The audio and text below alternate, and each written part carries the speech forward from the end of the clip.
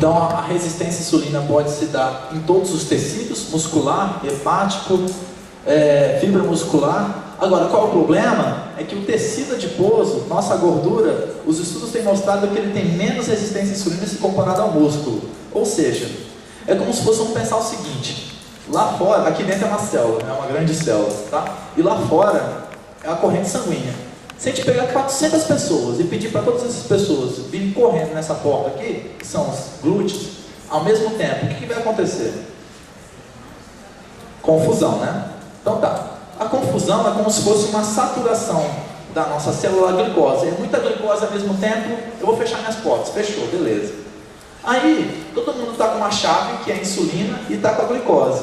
Aí ele vai pensar o seguinte, bem, o que a gente vai fazer com essa insulina e eu estou aqui? Aí alguém vai apresentar uma sala para 2.000 pessoas, uma capacidade fantástica de acumular energia, que é aonde?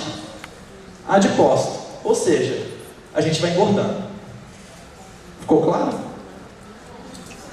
Pode passar. Então, obesidade e resistência à insulina. Existe correlação entre obesidade e resistência à insulina? Desde 94 as pessoas, os pesquisadores estão falando sim. E mostra o seguinte, que o nosso adipócito, ele não é inerte, ou seja, ele é também um produtor de vários hormônios.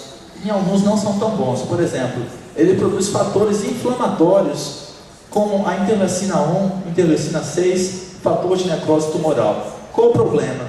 Esses substratos aí, lá no receptor da insulina, é como se fosse uma ferrugem, ou seja, vai estragando o receptor. Eu tenho a chave, está enferrujando a minha fechadura, simplesmente está atrapalhando o processo de eu abrir essa porta da célula para a entrada da glicose. Ou seja, quanto mais... Não, pode prosseguir. Quanto maior o conteúdo de gordura eu tenho no meu adipócito, maior a produção de fatores inflamatórios. Outra coisa, eu aumento muito o acúmulo de triglicérides. Existem duas condições. Hipertrofia é o aumento do volume. Eu vi alguns estudos falando que a célula adiposa ela consegue aumentar o seu volume até em 200 vezes. Ou seja, por isso que a gente vê pessoas com obesidade realmente, aquele super obeso, né? Quando passa do IMC 45. Por esse mecanismo, a célula adiposa pode gerar realmente uma hipertrofia muito ampla. E a hiperplasia, ou seja, a multiplicação de células adiposas, ela acontece em 3 fases da vida. Ela acontece durante criança, quando bebê, ela acontece na puberdade, que aumenta muito o número de hormônios, e também na gestação. Ou seja, a mulher está exposta 3 vezes contra o homem 2, né? Por isso que a gente vê uma certa tendência na obesidade feminina, mas isso não é desculpa. Lá na frente eu vou mostrar o porquê. Pode passar. Ah tá, olha lá. Quanto menor o tamanho da minha célula adiposa, a tendência é que a pessoa seja mais sensível à insulina. Pense o seguinte, é um círculo vicioso. Quanto mais eu como, mais insulina eu tenho, mais eu engordo. Aí quando eu engordo, eu fico mais resistente à insulina. Aí eu vou comer mais, porque eu tenho menos saciedade, é uma bola de neve. Pode passar. Então, possíveis causas da resistência à insulina nesse quadro, né?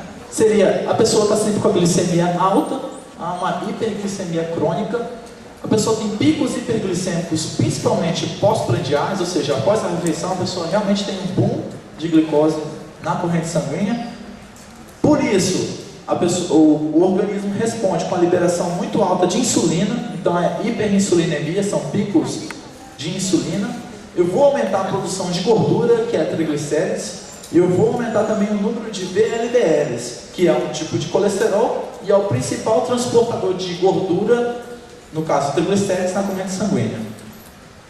Também tem a questão seguinte, gente, predisposição genética, né? Tem indivíduos, você vê que famílias realmente têm uma dificuldade para engordar, ou seja, tem um fator protetor da genética, e outros não.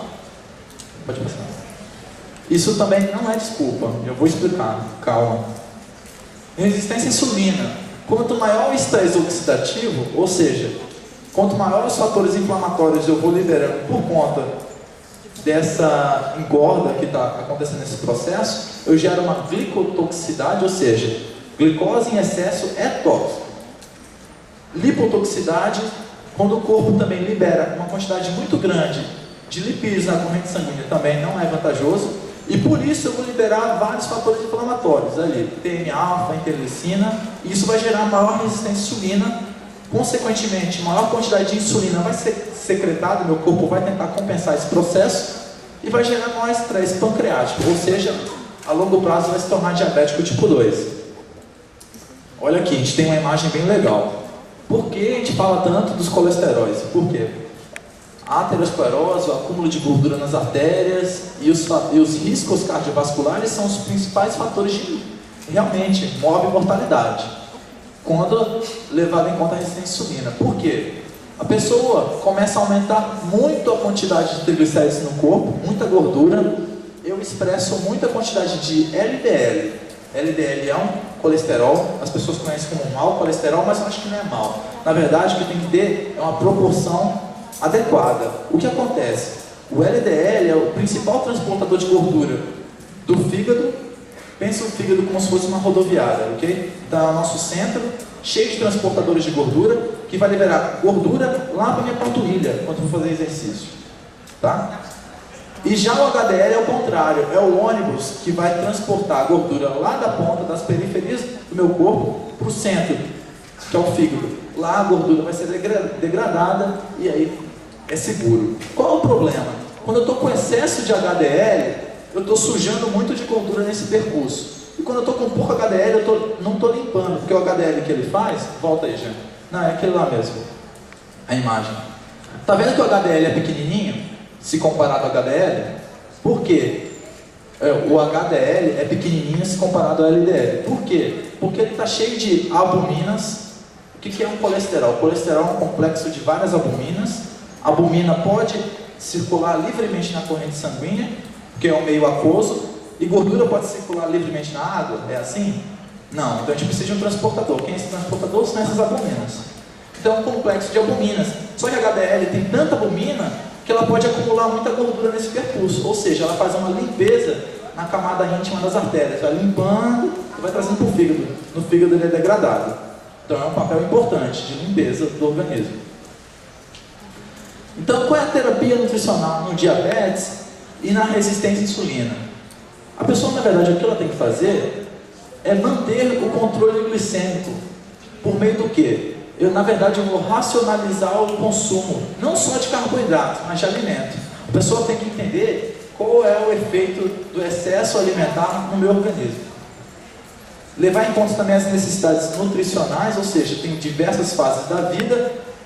A dieta não é igual para uma criança, para um adulto obeso, um adulto atleta, cada um tem sua necessidade. Uma adulta gestante, por exemplo.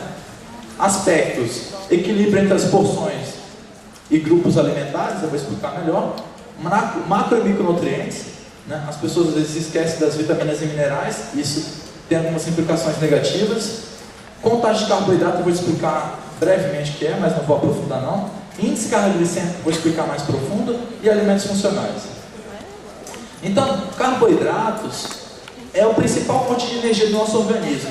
Não é gordura, não é proteína. Por quê? Se faltar carboidrato a longo prazo vai trazer uma complicação grave. Por quê?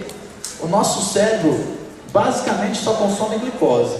Em alguns estudos estão mostrando que um cérebro adulto gasta aproximadamente 200 gramas de glicose por dia. Então tá, se 1 grama de glicose tem 4 quilocalorias, se eu multiplicar aquilo lá dá quanto? Multiplico 200 por 4, dá quanto? 800. Então a pessoa, seria meio óbvio, consumir no mínimo por dia 800 calorias provenientes de quê? Carboidrato. Então aquelas dietas de fechar a boca e não comer carboidrato não vai funcionar nunca, por esse mecanismo. Nosso corpo não quer simplesmente agredir o sistema nervoso central, isso é óbvio. Então ele vai sabotar essa dieta por meio da tireoide. Isso é um outro assunto, né? Cerca de 45 a 65% do componente da dieta, ou seja, o valor energético total, o VET, deve ser de carboidrato. E não precisa ter medo dos açúcares simples, contanto que eles sejam controlados. Ou seja, desses 45 a 65, 10% tranquilamente pode ser de açúcares simples, contanto que sua alimentação tenha outras coisas durante o dia, né?